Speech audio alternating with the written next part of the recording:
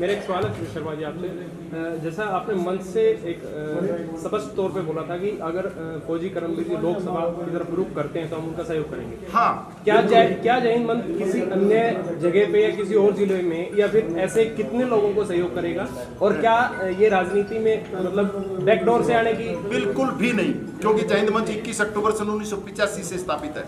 न जाने कितनी राजनीतिक पार्टियां जय हिंद मंच के सामने उभरी और नेस्ताबूद हो गई और कितनी सत्ता के शिखर तक पहुंच गई।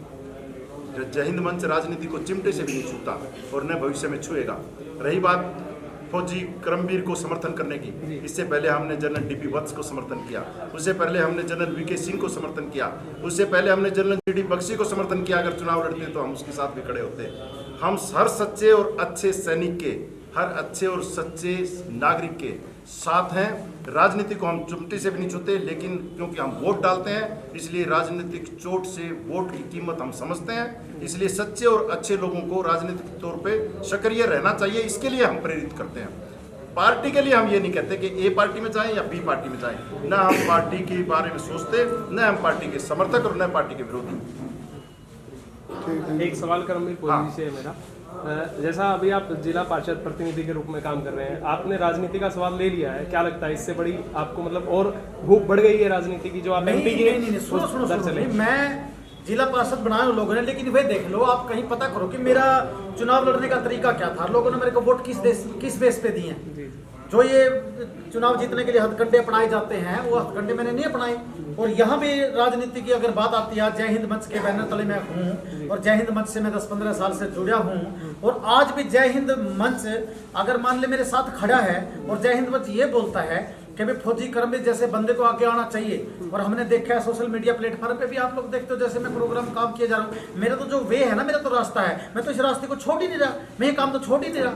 मेरे 51 शहीद होम डिस्ट्रिक्ट के उनके जो है प्रोग्राम कर रहा हूँ, उनकी शहादत पे पूरे हरियाणा में, पूरे भारत के अंदर मैंने मुहिम चला रखी है, मैं तो उसको जारी रखूंगा। उसके बाद लोगों को अगर मेरा काम पसंद आता है, संगठन जो है मेरे अंदर विश्वास जताता है, और अगर पार्टी मेरे पर विश्वास जताती है भाई फौजी करमबीर जो है अच्छा बंदा है और भाई ये ऐसे बंदे राजनीति में आगे आने चाहिए। अगर मेरे अंदर कुछ क्वालिटी दिखती है और पार्टी अगर चाहती है कि चुनाव लड़े, तो संगठन तो पहले से तैयार बैठे कि हम तो लेना चाहते हैं, ऐसे बंदे सक्रिय होने भी चाहिए राजनीति के अंदर। क्या लगता है आपको कितने लोग आपको सपोर्ट करेंगे? मैं ये सोचता ही नहीं कि लोग कितने सपोर्ट करेंगे। अब हम फौज के अंदर हमारे को लड़ाई के लिए ऑर्डर मिल जाता है, देश के लिए सच्चाई की और लड़ाई लड़ने के लिए तो मेरे भाई, अच्छाई की लड़ाई लड़ने के लिए तो कुछ भी करना पड़ता है, चाहे मौत भी आ जाए। फौज के अंदर हम जाते हैं, हम ये देखते हैं कितनी फोर्स हमारे साथ है, कितनी मर रही है और पाछे पे आ रही है। भैया हम तो देश के लिए मरने और जीने वाले बंदे हैं, और जो देश को के ऊपर राष्ट्रीय निर्माण के अंदर अपनी सोच लगाने वाले बंदे हैं वो मुझे परखेंगे, और उसके बाद अगर वोटों की गिनती करने लग जाए, वो रास्ता मेरे लिए भी खुला है, वो रास्ता मेरे लिए भी खुला है। मैं भी उसी तरीके से चलूंगा। फिर भाई मैं, आप भी मेरे साथ आ जाओ, मैं ये दे दूंगा, मैं ये कर दूंगा, झूठों की पाट बांध के चलूँ, सवेरे शाम को मैं खाली करके आ जाऊँ, मेरे बस की बात है ही नहीं। ना मेरे पास इतना धन पैसा है कि मैं पैसे के रुतबे, पैसे के बलबूते पर लोगों को जोड़ूंगा। मैं तो बोल दिया है, मेरे पास तो कुछ है ही नहीं। और फिर भी ये संगठन, सभी लोग कहते हैं फौजी किसी चीज की टेंशन लेने की जरूरत नहीं है। अगर आपके अंदर क्वालिटी है, लोग आपको चाहते हैं, तो हम आपके साथ है, पार्टी आपके अंदर रास्ता जताए। कैथल के कितने लोगों का समर्थन था आपने? जो मैं तो ये कहता हूँ कि एक भी बंदा ऐसा नहीं जो मेरे खिलाफ है। अब वोटों की रही बात, वोटों के अंदर मेरे अंदर क्वालिटी नजर आएगी, मेरे जैसे बंदों की जरूरत होगी तो वेल एंड गुड, मैं भी तैयार बैठा हूँ। मेरे जैसे बंदों की अगर जरूरत नहीं है तो मैं अपना काम जो कर रहा हूँ मैं छोड़ ही नहीं रहा।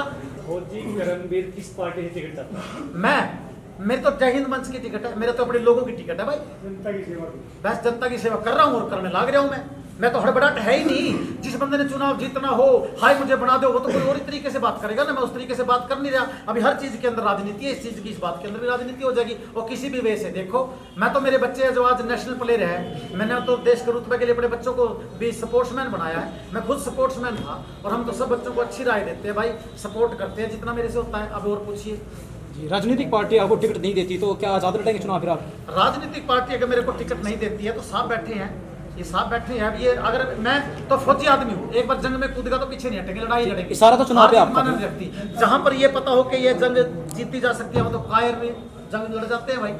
और जहाँ पर रिस्क दिखता है वहाँ तो विरले चुनाव, क्योंकि सामने टक्कर में काफी मजबूत नेता हैं। टक्कर में क्या देखते हैं, कहीं चुनाव जितना बहुत मुश्किल हो जाएगा आपके लिए? फिर किसके लिए? आपके लिए मेरे भाई अगर तूने मेरे को परख लिया तो मैं तो चुनाव जीत गया। अगर तेरे अंदर राजनीति, क्योंकि आप ही पीछे लगे था, पीछे चुनाव हारे हैं। ठीक है, नहीं वो बात आपकी ठीक है, वो हार हुए या जीत हुए मैंने अपना रास्ता तो नहीं छोड़ा। मुझे पता है कि मैं थोड़ा सा भी गलत चलूंगा तो मैं चुनाव जीत जाऊंगा, मैं गलत चले ही नहीं। अब लोगों ने जब मेरे को परखा, वही लोग है, वही एरिया है, वही कैंडिडेट है, अब मेरे को कितने कार्ड से जिताया है।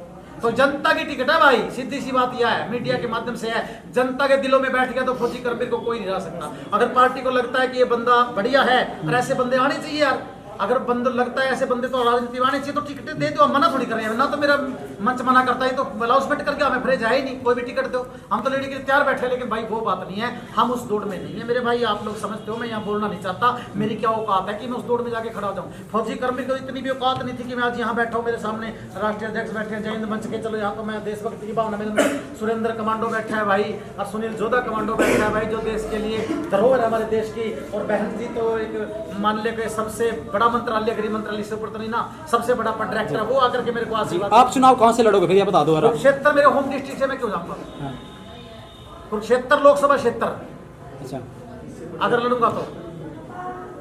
अब बताओ विधानसभा में क्या विचार है आपका? विधानसभा में किसका? खत्तर से। लड़ाई नहीं लड़ते फौजी में, ऊंची सोच रखते हैं। अच्छा ऊँची है, ठीक है जी।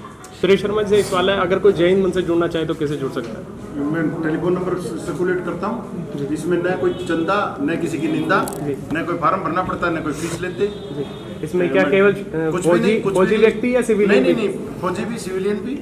इसमें सिर्फ अपनी आत्मा पे हाथ रख करके शपथ लेनी पड़ती है कि मैं पूरे जीवन झूठ का साथ नहीं दूंगा, सत्य के साथ रहूंगा, सत्य के साथ लड़ूंगा और किसी भी गलत काम की एक्टिविटीज में शामिल नहीं होऊंगा। ये मन से शपथ लेकर राष्ट्र निर्माण में जुड़ूंगा। कितने कार्यालय अब तक जय हिंद मंच के? आज ये 163वां कार्यालय है, 162 जिला कार्यालय पहले हमारे हैं। आज कर्मवीर फौजी ने 163वां कार्यालय दिया है। 14.5 लाख लोग हमारे हो चुके हैं। किस किस प्रकार की गतिविधियों में? इसमें ज्यादातर जो शहीदों और सैनिकों का सम्मान, बाकी judicial reforms, electoral reforms, democratic strengthen करने के लिए और लोगों में देशभक्ति की भावना बढ़ाना, जिनमें है उसको और ज़्यादा बढ़ाना, जिनकी सोई हुई है उनको जगाना और युवाओं में चरित्र निर्माण के माध्यम से राष्ट्र निर्माण की भावना और सनातन संस्कृति को जोरदार तरीके से स्थापित करना। जो सनातन संस्कृति धूमिल होती जा रही है उसको जगाना और बच्चों में संस्कारों को उभारना, माता पिता के प्रति बच्चों में रुझान पैदा करना और संयुक्त परिवार को बढ़ावा देना। शुक्रिया। इन विषयों पे काम करें। धन्यवाद मीडिया के सभी साथियों।